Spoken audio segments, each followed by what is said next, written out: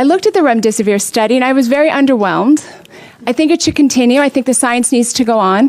But I remember thinking that the media really didn't report on it fairly, because really what it did was it reduced length of stay, but it didn't really reduce mortality. And I just remember being a little bit surprised.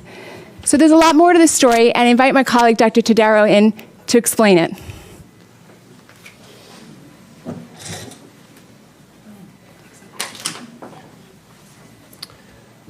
Thank you, Simone, for that intro.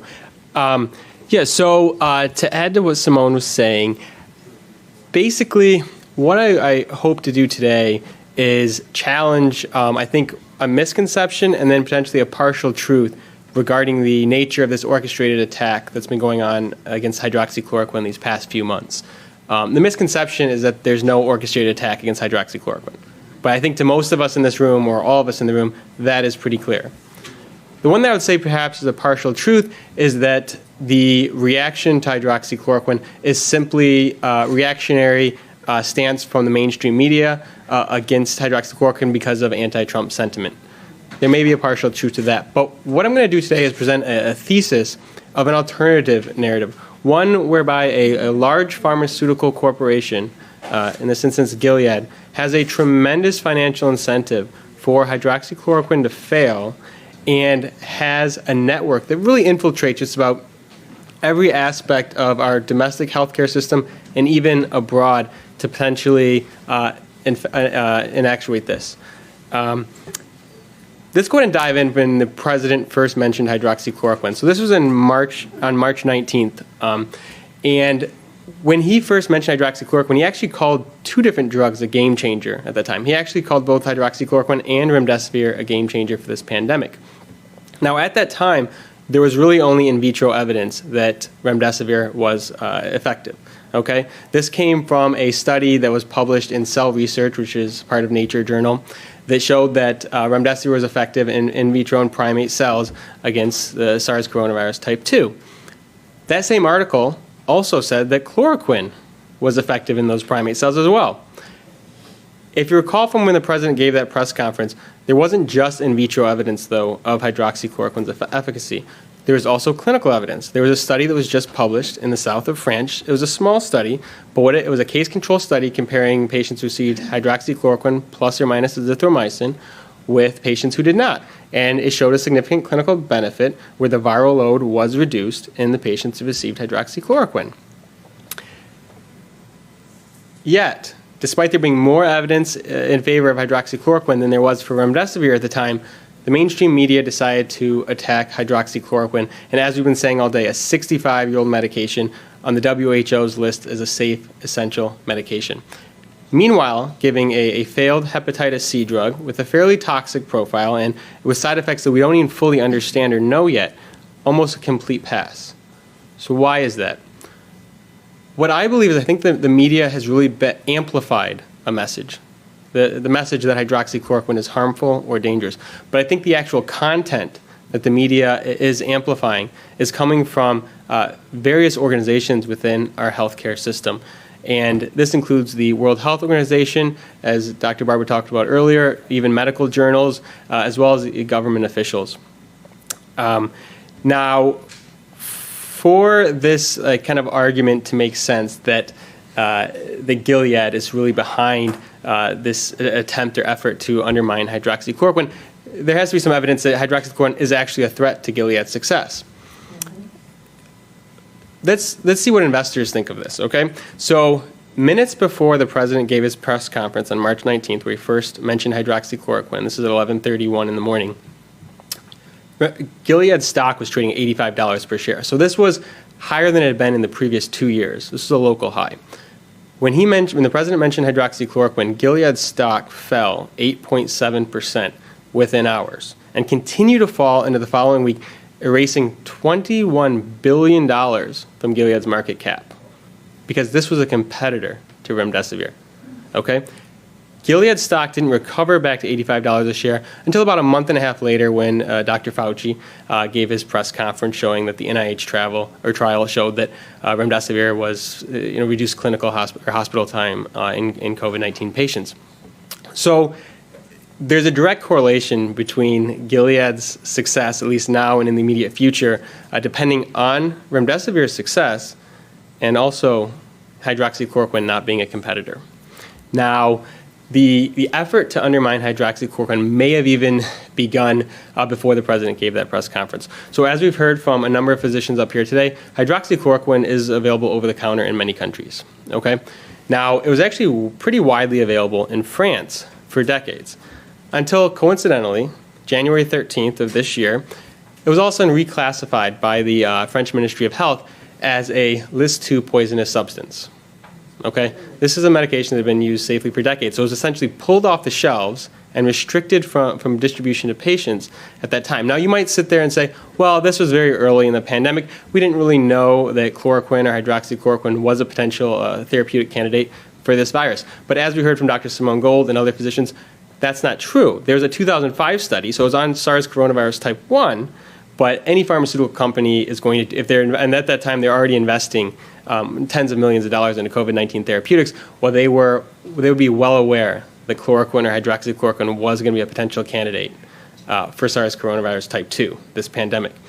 Now, if this sounds a little bit far-fetched, that the pharmaceutical industry is going through all this effort to undermine this off-patent medication, hydroxychloroquine, which really is almost impossible to make any money off with 12 manufacturers in the U.S., I want to point to you to a quote by Dr. Marcia Angel. She's the former editor-in-chief of the New England Journal of Medicine. And this was in her 2004 book called The Truth About the Drug Companies, and I quote, "Now primarily a marketing machine to sell drugs of dubious benefit, this industry uses its wealth and power to co-opt every institution that might stand in its way, including the U.S. Congress, the Food and Drug Administration, academic medical centers, and the medical profession itself. Most of its marketing efforts are focused on influencing doctors since they must write the prescriptions." Let's take a look at each of these organizations and what Gilead's influence or conflict of interest with them may be. We'll go ahead and actually just start with medical journals because they're talking about the editor-in-chief of a large journal.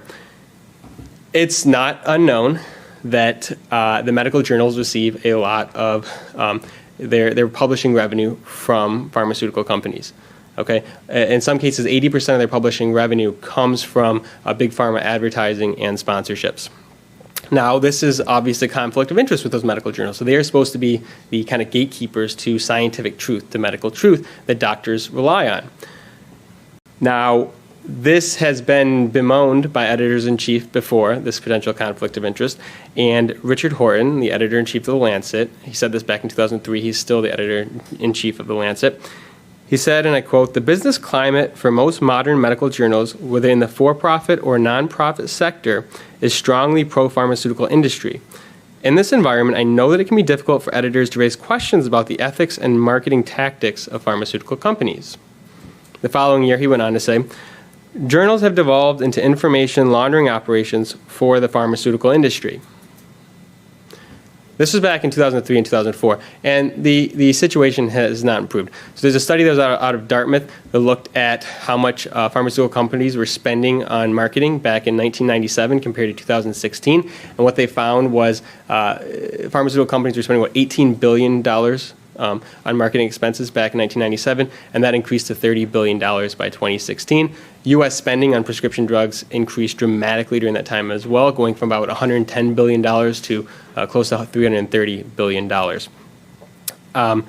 Now, this is, again, there's this conflict of interest between the pharmaceutical companies who these medical journals actually depend on to survive, and this may come at the expense of scientific and medical truths. And this may be what we saw with the publication of the Lancet study discrediting hydroxychloroquine. So this was the study that Dr. Barber was talking about that included supposedly 96,000 patients, that showed to double the risk of mortality in patients who received hydroxychloroquine, and also an increased risk of lethal arrhythmias. This study, the results of this study, is the World Health Organization immediately suspended all of its clinical trials on hydroxychloroquine within 2 to 3 days. The study was published on a Friday. By Monday, they made the announcement. Dr. Anthony Fauci, a couple days after that study was published, went on CNN with Jim Sciutto and said, in all likelihood, hydroxychloroquine causes cardiovascular problems in COVID-19 patients, because that's what the study showed. And, it was really a collaborative effort from independent researchers all around the world that actually discovered and discredited the study. I wrote an expose on it on May 29th. It was called "A Study Out of Thin Air," where I looked at the data inconsistencies that I was seeing, as well as it was kind of one of the first deep dives, written at least, into Remdesivir. The more I dug into it, it was clearly a shell corporation, and it wasn't actually all that difficult to tell that. But this wasn't detected by the World Health Organization. Over $2 billion a year in funding, 7,000 employees, was not detected by them. It wasn't detected by the NIH. It wasn't detected by the Lancet's peer review process, which incidentally, this is funny, but just 3 days before that study was published, Dr. Richard Horton, the editor-in-chief of the Lancet, responded to someone criticizing the peer review process at the Lancet, and he responded saying that the peer review process is very rigorous and still very much intact. That was about 3 to 4 days before the study was published. He tweeted that out. And so, looking at then the authors that published this study, and as Dr. Barber said, the study was retracted within 2 weeks. So independent researchers were able to show so convincingly that the data was fabricated, that the study was formally retracted less than 2 weeks. Now, the motivation for doing this for the authors is still unknown, and the ties to Gilead are a bit tenuous. What we do know is that both Dr. Mehra, the lead author on the study, as well as Dr. Desai, who was the founder of Remdesivir, had spoken very highly of Remdesivir, particularly in interviews after their study came out, as essentially, well, hydroxychloroquine is probably harmful, but Remdesivir looks like a very, a good candidate. Dr. Mehra was also one of the lead speakers in a very select list of speakers for a conference in April on COVID-19 that was sponsored by Gilead. We may never know the kind of real motivation for why these authors did this without a formal investigation, which to my knowledge there's not a formal investigation going on into this medical malfeasance. But again, it wasn't just the authors. Let's take a look at the World Health Organization, because they probably had the largest impact on this study, because they're the ones that then stopped all the clinical trials. And that was huge. That was what was splashed across the headlines of all the mainstream media outlets. And so that message to doctors as well as the public was, this medication is so dangerous that it's not even suitable for clinical trials. That was the message that was spread. Well, the World Health Organization does receive financial support from Gilead. It's about 0.12% of their total funding, which seems like a small amount, but remember, it's actually a lot more than many countries contribute to the World Health Organization. I believe it's more than Spain, and it's actually not terribly less than what China contributes to the World Health Organization, which may seem philanthropic, which maybe it is, but is it a conflict of interest as well if the organizations that kind of make the guidelines and decisions on what therapeutics are investigated or recommended is receiving funding from those companies? Could be a conflict of interest. And it seems like perhaps the WHO would be then more partial to pharmaceuticals that are on patent and from Big Pharma, as opposed to something like hydroxychloroquine, which it's interesting because Dr. Bruce Aylward, the Assistant Director General of the WHO, said in late February, when he was talking about therapeutics for COVID-19, he said, and I quote, "There's only one drug right now that we think may have real efficacy, and that's Remdesivir." So this is late February, which, again, this is interesting because that Cell Research article that I talked about said both chloroquine and Remdesivir were effective in vitro in primate cells for SARS coronavirus type 2. Yet, hydroxychloroquine wasn't even considered a candidate. Okay, that's what so for those who are new to the room, I co-authored the first widely disseminated paper on chloroquine, hydroxychloroquine as a treatment for coronavirus, and that was just investigative research. That was just seeing what was being done around the world, what in vitro evidence and clinical evidence there was for that. But what was shocking to me before I put that article out there was that it wasn't really being looked at. It wasn't being looked at by the World Health Organization. It wasn't really being investigated by the NIH. It was really, there were some rumors of kind of murmurs around doctors that were considering it or seeing stuff that was being used in Asia and stuff, but it wasn't really being clinically investigated. And that's incredible to me that all these organizations, which are supposed to, that's one of their primary roles and jobs is to explore these type of therapeutics, they weren't looking at it. The next thing we talk about is briefly U.S. government. it's well known that the pharmaceutical industry is one of the most powerful lobbyist groups in the U.S. They spend hundreds of millions of dollars a year lobbying. And I guess the one thing I want to say about that is it's interesting because the NIH COVID-19 treatment panel, it's made up of about 50 experts that are the ones that make the decisions on what's a recommended therapeutic, what doctors should and should not use for COVID-19. And about 8 to 9 of the experts sitting on that panel are either employees of Gilead or has received financial support from Gilead. So that's about almost 20% of that panel has a conflict of interest with Gilead, which is interesting. And again, may not be the right way to go. The last thing I want to talk about is academic medical centers and even some scientists themselves. A lot of academic medical centers receive large grants from these pharmaceutical companies, and then they receive grants from the NIH and other branches of government to conduct studies on these pharmaceuticals. And so they may be inclined to not want to harm those relationships so that they don't receive those grants in the future. And this, unfortunately, gets passed down to scientists as well. It's just kind of the nature of the situation. And so it's interesting because if you look at some of the harshest critics of hydroxychloroquine out there, there's often ties to Gilead. One that I found interesting was the New York Times did a feature piece on Dr. Didier Raoult. He's a French researcher that was doing a lot of research on COVID-19 with the treatment of hydroxychloroquine. And the 3 most critical scientists in that article that were criticizing both Dr. Raoult and his research were all had either received financial support from Gilead recently, or they were on Gilead's advisory board. I guess I just want to conclude with, Gilead's influence over the clinical investigation of therapeutics as well as the approval of therapeutics is, in my opinion, undeniable.